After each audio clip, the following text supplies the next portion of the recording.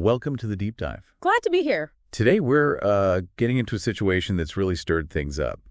Secretary of Defense Pete Hegseth and his use of the Signal messaging app. Yeah, it's definitely generated a lot of discussion. We've got quite a bit to unpack. We sure do. We've pulled info from, well, all over CNN, FedScoop, AP, The Daily Beast, Politico. Plus a really interesting Reddit thread, actually, and the official DoD policy itself. Right, the DBI on communication security. And some analysis on the risks of using these unapproved apps in government. So our goal really is to try and cut through the noise. Exactly. Understand what happened, what the rules actually are, the potential risks, and, why you should probably be paying attention to this. It's definitely a multi-layered issue. You've got the specific actions, the policies, the security side, and then how everyone's reacting to it. Okay, so let's start at the beginning. The initial news. It broke that Secretary Hegseth was apparently using Signal. And not just for casual chat, right, but for discussing pretty sensitive stuff, specifically an attack on Houthi targets in Yemen. Which immediately raises eyebrows.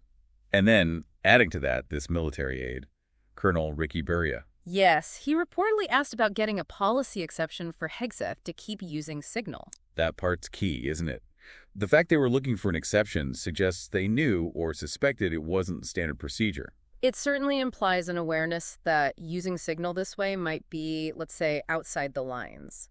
But the context around Buria is also, well, fascinating. Yeah, because even before this all went public, Buria was apparently trying to get an extra desktop computer put in Hegseth's office. Specifically to run Signal, according to the reports. The justification given was for personal comms, because of bad cell service, apparently, and the fact you can't usually bring personal phones into secure Pentagon areas. Which includes the Secretary's office itself. It's a SCIF, a secure space. So needing a special setup just to use a personal messaging app there. Already sends up a bit of a flare, doesn't it? Suggests a potential workaround for existing security rules. Definitely. It points to a possible clash with the protocols designed to keep sensitive info safe in those secure zones. And then things got, well, more complicated with the official response. Ah, yes, the initial denial from Hegseth's spokesperson. Pretty explicit. Hegseth never used and does not currently use Signal on his government computer. Full stop. But then came other reports suggesting he'd effectively cloned Signal from his personal phone onto that office desktop. Which sounds very much like, deliberately finding a way around the restrictions, bypassing the rules on personal devices and unapproved software. It does raise questions about the intent. Even if the goal was just easier communication, circumventing security measures, well, that can create vulnerabilities. It's not just about whether Signal itself is secure, is it? Not entirely. It's also what's being shared and, crucially, who it's being shared with. Which leads us neatly to that second Signal group chat that was reported. Right. This one apparently included Hegseth's wife, his brother, and his personal lawyer. And they were also discussing the Yemen strike details in this chat. That really widens the circle, doesn't it? Far beyond official channels. Having non-government individuals, even family, in on operational discussions. It raises serious questions about information control. And it puts Colonel Buria back in the spotlight. His role seems pivotal here. He's a career Marine, served under Secretary Austin before Hegseth. But under Hegseth, his influence seems to have, skyrocketed. Reports describe his rise as an advisor as remarkably fast. Extremely unusual was one description used, especially given his connection to the previous administration. It suggests Hegseth really wanted his own trusted people in key spots. And Buria quickly became one of them, maybe valuing loyalty over other factors. That's certainly a potential interpretation. Loyalty can be prized, but sometimes a very rapid rise like that can, limit the diversity of advice a leader gets. And now Buria is apparently retiring from the Marines, but planning to stay on as a senior civilian advisor. With talk of potentially becoming chief of staff, even. Which is a huge leap from military aid. Some former officials quoted in the sources expressed skepticism. Yeah, concerns about whether he has the right kind of experience for such a senior political role, managing relationships with four-star generals, navigating the political complexities. It's a different world. But the reports also suggest Hegseth values him highly, likes his yes, sir approach, feels Beria gets him what he needs. Which tells you something about the internal dynamic in the secretary's office. And Beria's access seems extensive now. Phones, workouts, foreign leader meetings. A total shift from his role under Austin. And apparently his behavior has shifted too. Reports mention him being more informal with senior officers. And his social media activity, joining X, reposting Trump, Hegseth, criticism of the media coverage. It paints a picture of someone very much aligned with Hegseth's political side. Which, again, raises questions about politicization in roles that maybe traditionally weren't quite so political. Especially within the military context and its norms. Okay, so let's pivot to the rules themselves. The Pentagon's communications security policies. Right, the COMISAC rules. We looked at DODI 8523.01. What does it actually say? Well, the core purpose is protecting DoD information, using COMISAC for all kinds of systems, wired, wireless, space. And crucially, it explicitly states Signal is not authorized to access, transmit, process non-public DoD information. Seems pretty unambiguous. Very direct. Though the policy does allow for asking for exceptions, yeah. Right? Through the Chief Information Officer. It does, but that requires a formal process. The policy also stresses keeping a detailed inventory of all COMISAC gear. Which is vital for oversight and making sure classified and even controlled unclassified information stays protected. Confidentiality, integrity, availability, the whole triad. Exactly. And it lays out who's responsible, the DoD CIO, the head of the NS Central Security Service. There's a structure. And a clear preference for using NSA-approved tools for anything touching national security systems. Plus, let's not forget the Presidential Records Act. Planning discussions need to be archived. That's fundamental for transparency and the historical record. So putting it all together, Hegseth's reported signal use looks like a clear conflict with these policies, unless an exception was granted. Which, given Beria was reportedly asking about an exception, seems unlikely to have already been in place. And this isn't just a Pentagon problem, is it, this use of unapproved apps? No, not at all. Sources point to this being a recurring issue across government, especially during foreign travel. It's kind of a patchwork situation. Creates security gaps, makes it confusing for employees. They might even break rules without meaning to. Right. We saw that some agencies, like the Interior Department, have allowed Signal sometimes, but only by exception. With strict approvals and record-keeping mandated. And the State Department allows messaging apps, but only if they have specific record retention policies, and officials have to archive everything to their official accounts. But the overall picture is inconsistent. Varies wildly between agencies. Little clear oversight. And the Pentagon itself tried to address this in 2023 with guidance against using apps like Signal for non-public unclassified info. Plus, the Pentagon Inspector General flagged risks with downloading apps onto government phones that same year. So the risks were known internally.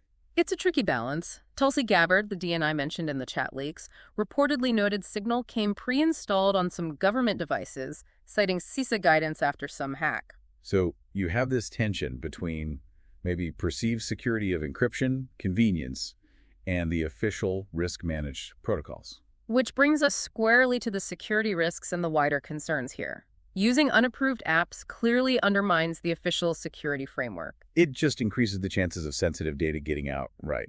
Getting exposed, maybe exploited by adversaries. Absolutely. And while Signal has that end-to-end encryption, which is good for transit, it doesn't protect the endpoints. Like if the device itself is compromised. Exactly, or insider threats. Those are huge concerns in secure environments. And Signal itself isn't unhackable. There were reports about Russia trying to breach it. And that whole cloning thing, linking a personal device to another, that sounds inherently risky. Could allow remote monitoring, maybe? It's certainly a potential vulnerability. Then there's the content-sharing attack details on an unclassified app that could potentially tip off adversaries. Endangering U.S. personnel. That's the nightmare scenario.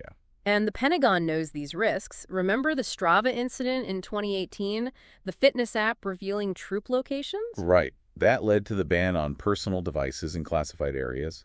They recognize the danger of personal tech bleeding into secure spaces. The Reddit discussion we looked at really hit on these points, too. People were worried about basic security hygiene, insider threats. And just the appearance of flouting protocols that everyone else has to follow.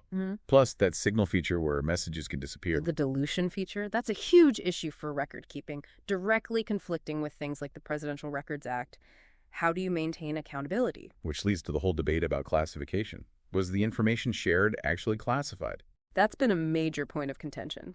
Hegseth, Gabbard, Ratcliffe, the White House, They all said no, it wasn't classified. But many Democrats, and perhaps more significantly, outside security experts, have expressed serious doubts.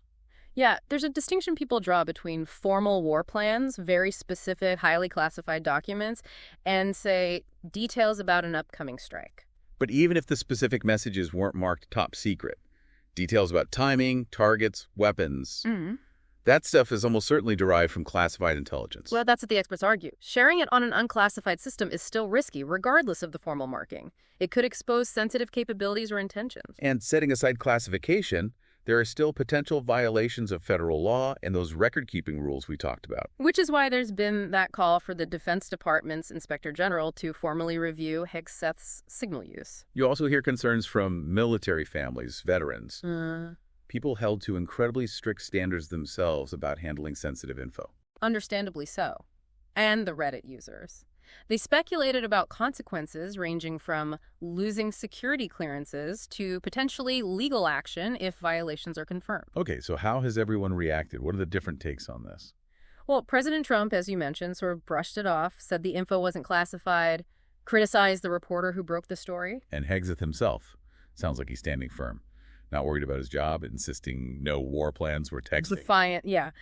But as we noted, cybersecurity and national security professionals have largely disagreed with the not classified assertion. Their expertise suggests the risks were real, regardless of formal markings. And those Reddit threads showed a real mix of opinions. Lots of criticism of Hegseth's judgment, deep concerns about security lapses. Some drew comparisons to past controversies, like the Hillary Clinton email server issue. Similar themes of using non-official systems. And there was definitely suspicion voiced by some users that maybe using these unapproved apps is sometimes intentional, a way to keep communications off the official record. Which, if true, raises serious questions about transparency and accountability, doesn't it? It absolutely does. The range of reactions just highlights how seriously people take the handling of government information and the need for robust security protocols. So, wrapping this up, our deep dive shows Secretary Hegseth, using Signal for sensitive military talks, has really opened a can of worms. Yeah, it forces us to look hard at whether security rules are being followed, whether using these kinds of tools for official business is ever appropriate. And the real risks involved to national security, but also just to basic government record keeping.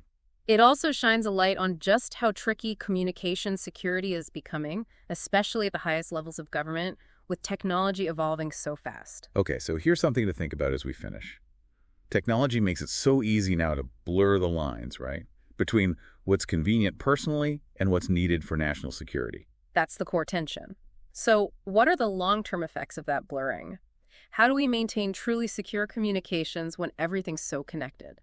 And what responsibility do leaders, people in positions of immense power, have to stick to the rules even when it's maybe inconvenient? Exactly. And maybe the scariest question, when protocols put in place for good reasons get bypassed, what are the vulnerabilities we don't see? The ones that could be exploited down the line because someone took a shortcut?